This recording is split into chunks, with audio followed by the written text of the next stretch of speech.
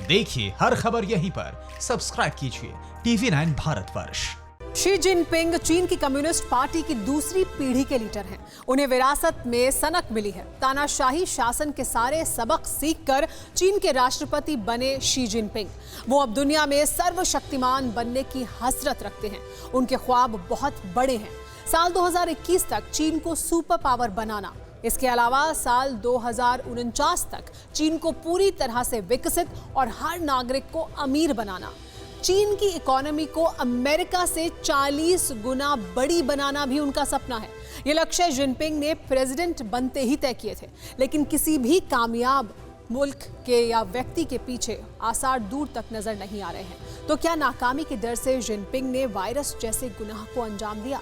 चीन की सत्ता में जिनपिंग कितने ताकतवर हैं, इस रिपोर्ट से समझिए।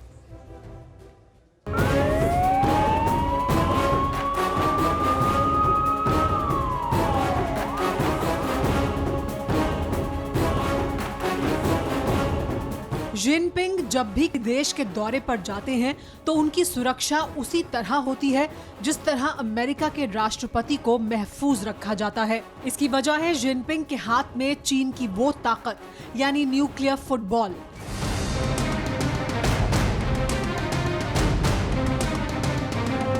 वो बटन जिससे दुनिया के किसी भी कोने में रहते हुए एटमी हमले का ऑर्डर दिया जा सके।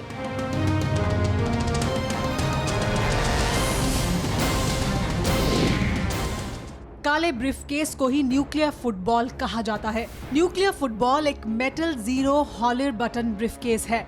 इस ब्लैक सूटकेस का वजन करीब 20 किलो होता है। इसमें अलग अलग तरह के कम्युनिकेशन टूल्स होते हैं।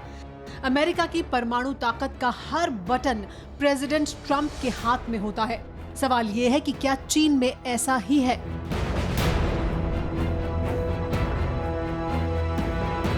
चीन भले ही एटमी ताकत हो, लेकिन उसकी नीति पहले एटमी हमला करने की नहीं है। यानी चीन तभी एटमी हमला करेगा जब उस पर पहले एटमी हमला हो चुका हो।